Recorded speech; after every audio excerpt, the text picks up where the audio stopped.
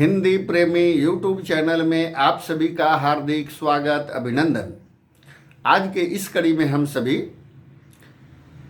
द्विवेदी युग के अंतर्गत राष्ट्रीय काव्य धारा से जुड़े हुए कवियों के बारे में और उनके रचनाओं के बारे में, विशेषताओं के बारे में जानने वाले हैं। सर्वप्रथम अयोध्या सिंह उपाध्याय हरिऔध, इनकी जो रचनाएं हैं प्रिय प्रवास, पद प्रसून, चुभते चौपदे, चोखे चौपदे, रस कलश, वैदेही बनवास। प्रिय प्रवास खड़ी बोली में लिखी गई महाकाव्य है। रस कलश एक रीति ग्रंथ है और वैदेही बनवास राम कथा के आधार पर आधारित ग्रंथ है।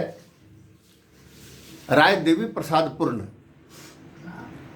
इनकी जो रचनाएं हैं स्वदेशी कुंडल, मृत्युंजय, राम रावण विरोध, बसंत वियोग, देशभक्तिपूर्ण 52 कुंडलियों की रचना है। रामचरित उपाध्याय, राष्ट्रभारती, देवदूत, देवसभा, विचित्र विवाह, रामचरित्र, चिंतामणि, सुक्ति मुक्तावली।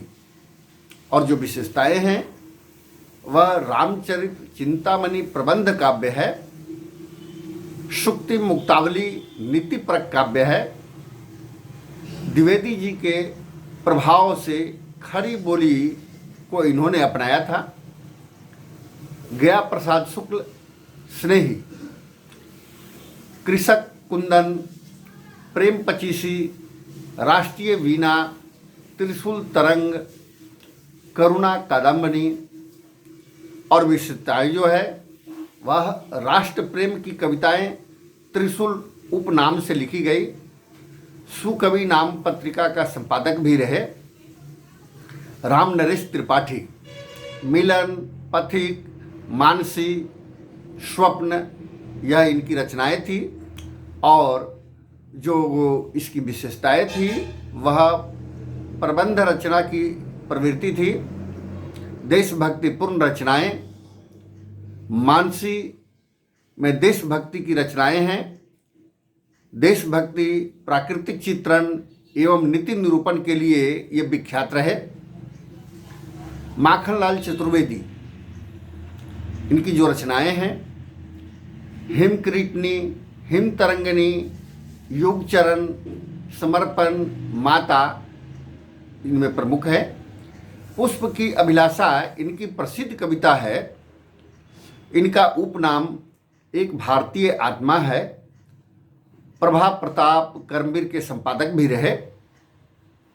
सियाराम शरणगुप्त, मौर्य विजय, अनाथ, दुर्वादल, विषाद, आद्रा, पाथेय, मृष्णमयी, बापू, इनकी रचनाएं थी। और जो इनका विशेषता थी वह गांधीवादी में अटूट विश्वास, और ये मैथिली शरण गुप्त के छोटे भाई थे। राष्ट्र प्रेम, अहिंसा, सत्य एवं करुणा जैसे इनके मूल अवधारणा से जुड़ी हुई रचनाएं थी। बालकृष्ण शर्मा नवीन, कुकुम, उर्मिला, अपलक, रश्मि रेखा, क्वासी, हम बिस्पाई जन्म के, विनोवा स्तवन, ऐसी इनकी रचनाएं थी। राष्ट्र प्रेम एवं प्रणय की भावनाओं से ओतप्रोत काव्य लिखे। प्रभा प्रताप का संपादक रहे।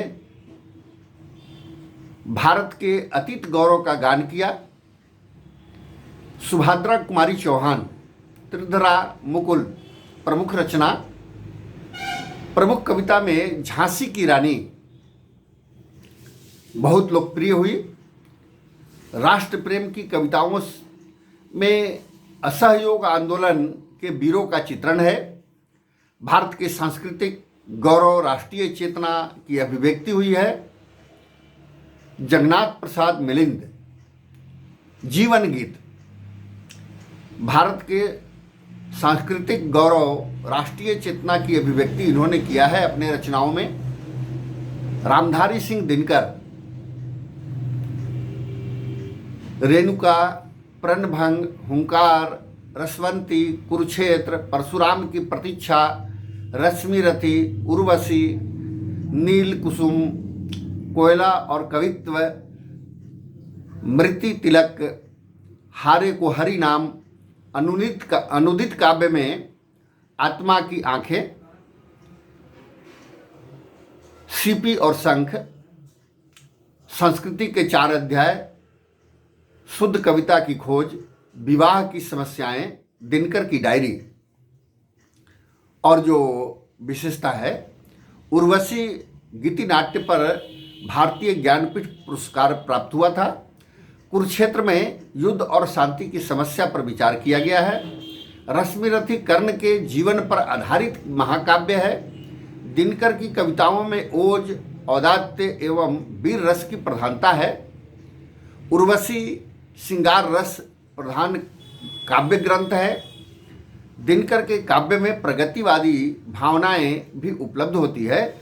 उर्वशी में कामाध्यात्म का निरूपण पुरूरवा एवं उर्वशी के माध्यम से किया गया है।